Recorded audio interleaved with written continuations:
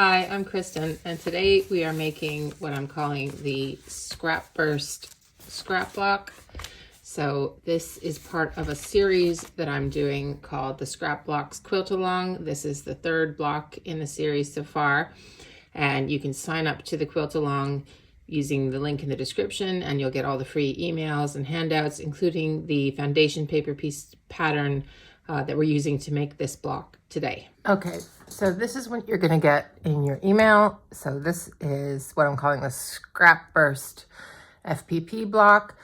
So you're gonna need to print 4. So there's a page 1, page 2's got your templates, which I'll talk about in a minute, and page 3 is the joining instructions, which we don't need yet, and I'm going to show you that. So you need to print 4 of page 1 at 100% scale. Check the scale on your printer. I've done it before. The default seems to be 97% on mine. Sometimes it's 95. It needs to be 100. And then you need to measure, it says up here, but you need to measure the pattern piece once you've printed it out. Just double check. So instead of having your 1-inch scale block, I want you to just measure the actual pattern piece. So from seam to seam, it should be 5 inches one way and 5 inches the other way, and then you've got it right, okay? So you want to print 4 of this, and then you want to cut them out. So here's my 4. So it's going to take, so this is in reverse because we're sewing on the printed side. So this is the back. So whatever we sew will be the other way, but basically it's going to look like this. So you're going to be rotating them all, and it's going to be a scrap burst is what we're calling it, right? So the way these work is the same as the one you've got with previous blocks that we've done. So you're going to, this is the patch you're going to sew first. 1, 2, 3, 4, we're just following like this. And the letters correspond to the templates, which are here. So you would cut these out again along the outer edge. There's a different one for every single patch on here because this was, I hand drew this on the computer. So it's not, these are not like 2B, it does not equal 7G, for example. It's a bit more freeform than that. So that's why there's all these different templates, but you don't have to worry about being super specific with it. You could even take maybe the big one and cut a bunch of pieces that size. But so don't get intimidated about having to organize all of this. This is just, if this helps you, you can use it. I'm going to show you how I've done it, but also you can just hold a piece of fabric or scrap up to the next patch you're going to sew and see if it fits. But here's what I've done. So let me take these all out. So I cut out my templates, and then I just roughly found scraps that were at least the size of the template. They don't have to be, I don't need to cut them around exactly the same size because you'll see when we do the FPP that we can trim as we go, and I would always prefer it to be bigger. So some of these, this is just E just because it was on top. So this is huge, way bigger than I need, right? And then this one at the bottom here just about fits, right? So I could trim that down and it would still fit. So, but it's a tiny bit bigger. So that's what I'm trying to do. And I was just sort of finding, I'm doing a rainbow one. So I was just trying to find roughly colors in the rainbow that were the size of each of the templates. And I didn't really trim them to fit the template. It was just, is it at least as big as the template? So that is the way that I would do it. Obviously you can go ahead and cut straight down if that you think makes things easier for you. But this is how I would use it. And if you don't even want to cut out all of these, you could go for example, the biggest one, which I think is E or D, and just find a bunch of strips that are all at least that size. See, that's fallen off of somewhere. I don't, anyway, I'll find that. I'll find out which one that was supposed to be when I don't have them. Anyway, you could just cut strips all the biggest size, and then you know they're big enough and you're just trimming them down. So it depends so this would be, let me find the biggest size for you. So would need to be at least let's take the widest point, sorry. Looks like 1 3/4, let's say. 1 3/4 inches wide by 7 inches long. Okay, so you could cut all your strips. So you need 8 strips per quarter block. So you could cut for each quarter block, you could cut 8 1 1/4 by 7 inch or 2 inch by 7 inch strips, and you would know that that was going to fit. Okay, if you don't want to use the templates, but you've got both options there. Okay, so then we're just gonna, if you have a kind of pattern, so for the pink ones, the pink and, let me find one, hang on. So this is my pink and navy one. I sort of went, so I started with one. I started with, I think, blue 2 of the times and pink 2 of the times, just so that I got this alternation. I think a couple of times I might have messed it up and like 2 blues met or something, but it doesn't matter. It's just about kind of looking like this fun burst of scraps. So just decide if you want to also, this is the navy blue in this case is my background color, sorry, and the pink is my accent color in the quilt, the various pinks. So that's what I've gone with that. And then for the one I'm doing today, that's for the more sampler quilt layout, and I'm going to be doing all sorts of rainbow colors. And I could try and keep to an order, but I'm not sure whether I'm going to do that or just try and make sure there's the variety in each quarter block and then have it look like a big rainbow burst. That's the idea. So I'm going to show you how to make 1 quarter block, and then I'm going to go ahead and finish the other 3, and then I'm going to show you how to join all 4 of them together. Okay, so let's get to that. Okay, so here's our quarter block. I've got my stitch length set to 1.5 so that the paper gets perforated by the needle more times so that I can tear it off better at the end. And so I'm going to start with 1A. Got my little glue stick, and I'm going to put a little bit of glue on the back of the paper. And then I'm going to take my pile of template A, which because it says 1 and the A is in brackets, so that's for the template. And I'm just going to choose, I guess, the one on top before the glue starts to dry. And then I'm going to line it up on here. I'm trying to make it sure that it covers the edge of the 1/4 inch seam line and a 1/4 inch over the line that I'm going to sew. So there it is there, and I've cut the paper a little bit bigger than the seam line, so if I hold it up to the light there, you can probably see, hopefully, there, that it's going over this. You can see that the fabric goes over this line here, and it goes over this line here, and it's a 1/4 inch over that one, so that's fine. So then we need B. Where's B? Here it is. Okay, I don't want blue with blue, so I'm going to switch and do the purple one. And I'm going to put that right sides together and then flip and check that it's going to cover what I need. Might need to turn it around to make sure it's going to fit. And in this instance, I don't think it is quite, oh no, it is. See, I always think it's not because it's not over here, but it's way wider than it needs to be, so it's actually fine. So there we go. So there you go. That's why we do the flipping. So I'm going to put it there, right sides together, and then I'm going to put it under my machine. Again, if you find that these are shifting around a lot when you move it, just stick a pin through both of the paper and the 2 pieces of fabric, but I tend to not to do that. Right, and then we're sewing right on this line, starting right before where it joins the seam line and ending just after there. And that's my machine beeping at me that I'm low on bobbin thread.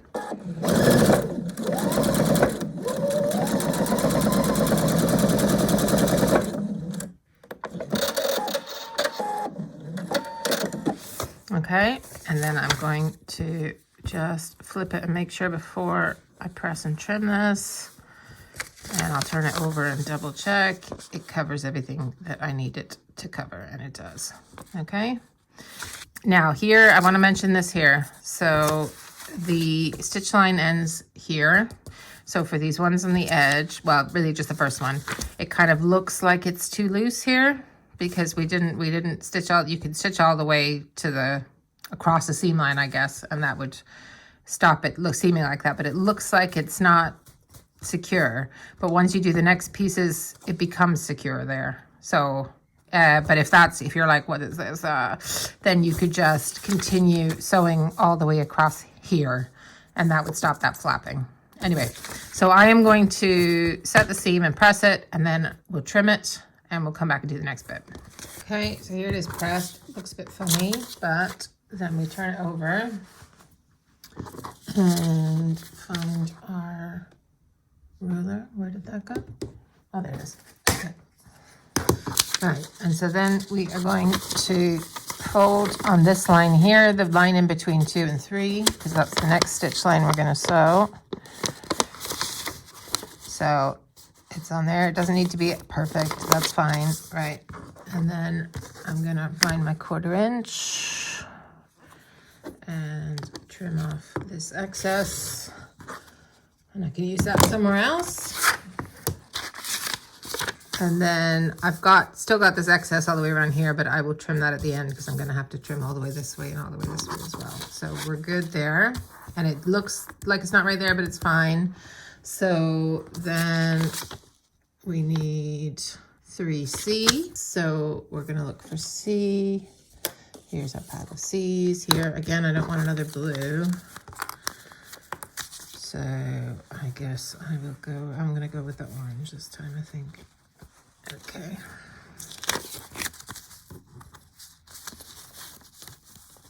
Right, so there's C. Where was that clip from? Don't know. Anyway, okay. So I'm gonna hold this up again. So it's right sides together. Oops, can you see that? Right sides together. And then I'm gonna hold it as if there's a 1/4 inch seam and flip and check that we have covered everything. And we have. Okay, so I'm gonna go ahead and sew that one.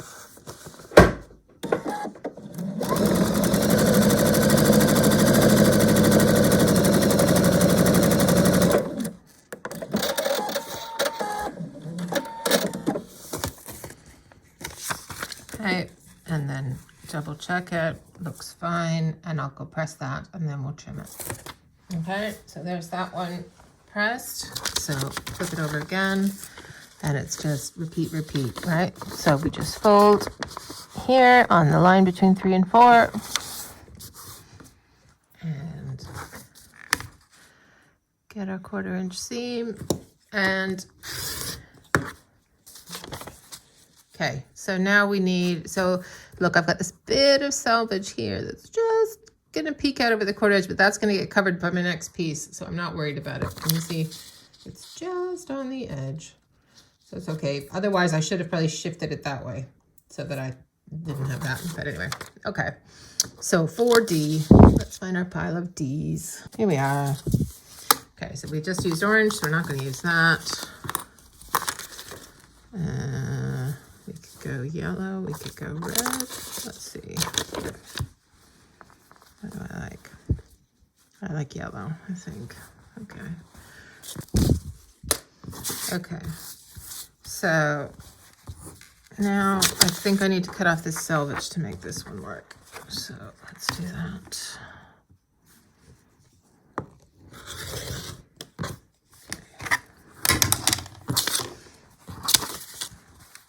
So I am going to put it here and then flip it and see. That does not look big enough. Let's see here. There we go. Yeah. So then we turn it over and check, and it's going to cover everything I need to cover there. Can you see that? I'm not sure if you can see that. So often it's kind of a trick of the eye when the bigger pieces, whether or not you think you're covering the seam. So that's why I'm doing the flipping. And I need to, and even though, see, the edge of this is here, if I put the edge of the fabric matching up with that, look at this, and then I flip, I've missed the corner. So we need to scooch it up a bit here in order to cover the corner of the pattern piece. So just be careful of that when you're doing it. And same at the bottom. So you got to find the right middle distance here that's going to cover them both. And that's it for me there. Okay. So that's one thing to be mindful of. If you're just lining it up with the piece before, you might miss where you're going for the next piece.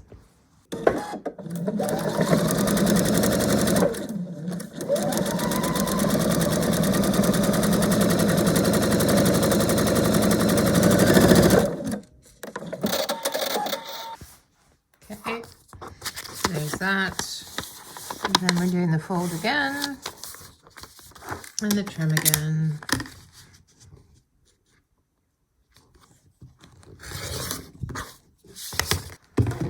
And then we're checking for E. So where's my pile of E's? They are here. Here we go. Right, so I've got a choice of green, not purple, or red. Green. I kind of want to go red for some reason there. Okay, let's do that. Get our pile back through here. Okay. And put it here and flip, and that's totally fine. So we're going to go and sew that.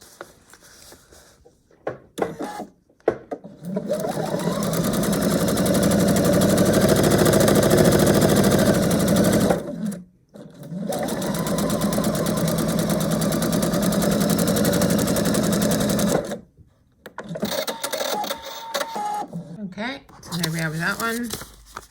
Flip it over and keep going.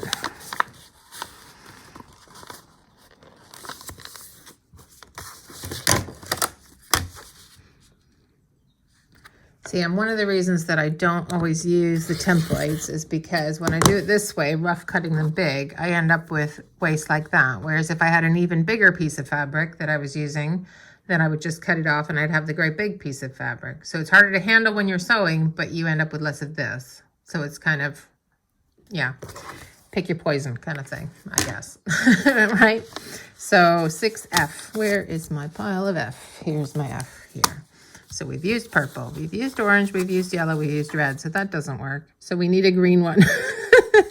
Okay, so I am gonna go and steal a green one from E, and then I'll just cut something else when I get to E the next time. So again, yeah, you could plan ahead which colors you want, I guess, but so this is where you can use the bigger ones for the smaller ones, and you can always switch it up. So there you go.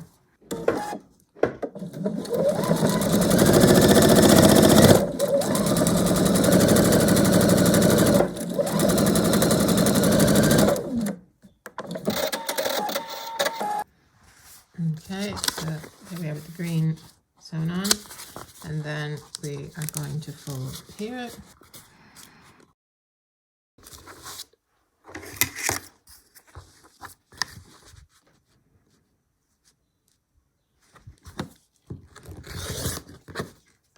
And then I think I want, so G, where's my pile of G? It's over here.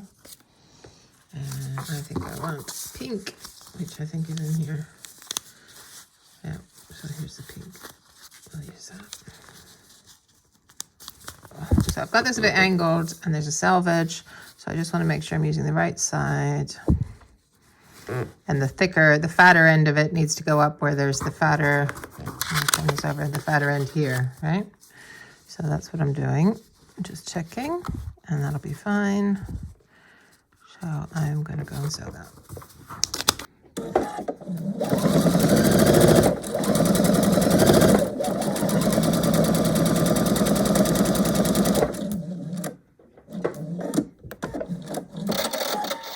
Okay, now I want to show you something. There was a little mistake here. This corner got turned and sewn, so it should have been flat. But when I fold it over here and turn it over, it's that little flip is in the 1/4 inch seam, so I'm not going to fix it. But if it was lower down or something, I would unpick it and fix that. So here we go. I'm going to put this last piece here and cut that selvage off. Right, and then I need my last template, which is H. Where's my bottle? H. Over here. Okay, and so have I used all my rainbow colors? Let me see. Yeah, yeah. So I need to repeat something. So, and I don't have another blue in this stack. So what should I repeat? Orange? That gonna look weird. No, that'd be fine. So I'm gonna hold that there and flip, and that's gonna cover just fine. So here's the quarter block done, and now I just need to trim it, and then we can do the other 3 quarter blocks and then join them. So again, we don't cut on this inner line, we cut on the outer line because we need to keep our 1/4 inch seam for joining.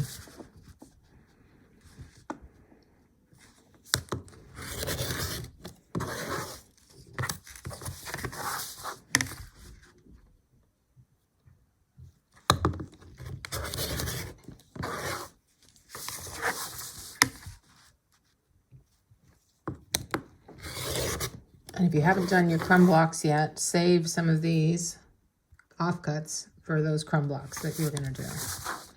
Some of them will be too small, some of these trimmings, but some of them might just about be crumb size, depending how you cut your pieces ahead of time.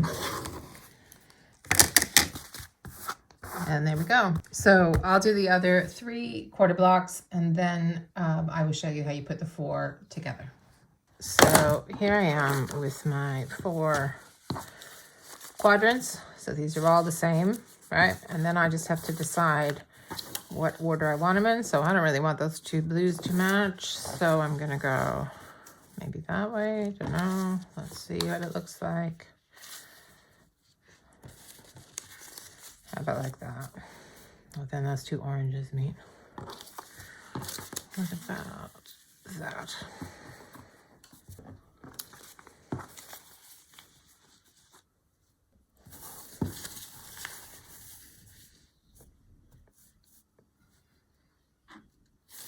Right, I think I'm gonna let those oranges do that thing. So I'm gonna do it like that. So I'm gonna have the 2 oranges and the 2 yellows kind of going that way. And that'll be fine.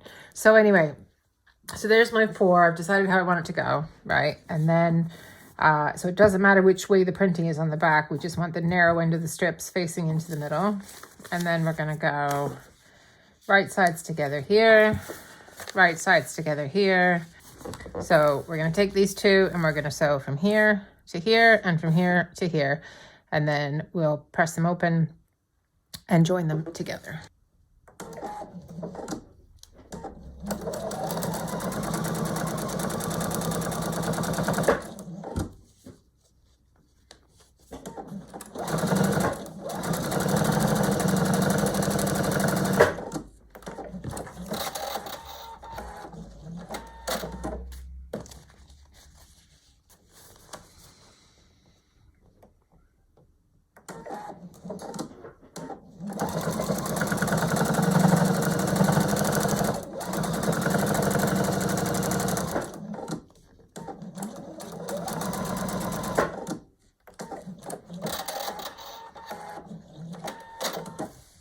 Okay, so for both of these, I'm going to take this paper off of the seam here.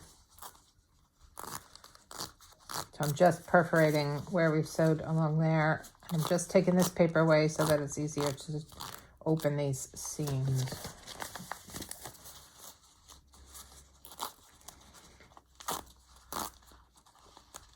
And the good thing about this block is we're not trying to be overly precise with anything matching up, so it doesn't, you know, if you were a tiny bit off, it's not going to make a huge, huge difference. All right, so I'm going to press these seams open, and then I'll show you. Okay, so there they are pressed open. So this is what they look like together, right? So we're now going to join them right sides to right sides. And all I'm going to do here is try and the best I can to match up my 2 pressed open centers there. Hopefully you can see that. And obviously also making sure that it still meets at the ends.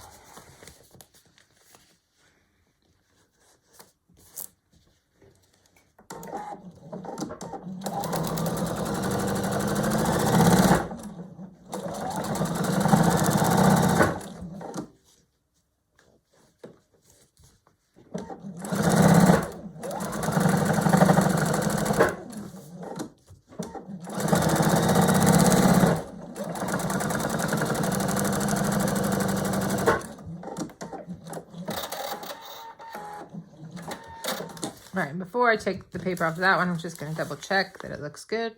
Looks good to me. So now I'm going to take this paper. I'm not taking all the papers off.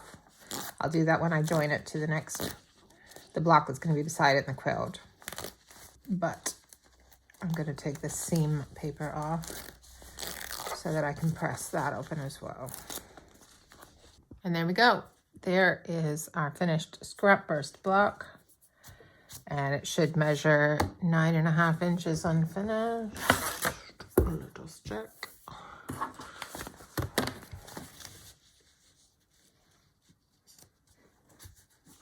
Yep, great. So that's ready to go into my sampler quilt, and we can move on to the next block. Okay, so here are my 3 pink and navy blocks that are for my row quilt. And then this is my rainbow one we did today for my sampler quilt. So there's 2 layouts for the quilt along.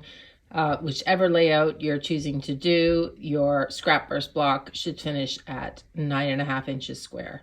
So there's no difference in size between the 2 layouts. If you're doing the row quilt layout, you need 3. And if you're doing the sampler quilt layout, you need 1. I hope you've enjoyed this tutorial, and I hope you enjoy this scrap block. And I hope to see you again next time. Thanks for spending time with me. Bye.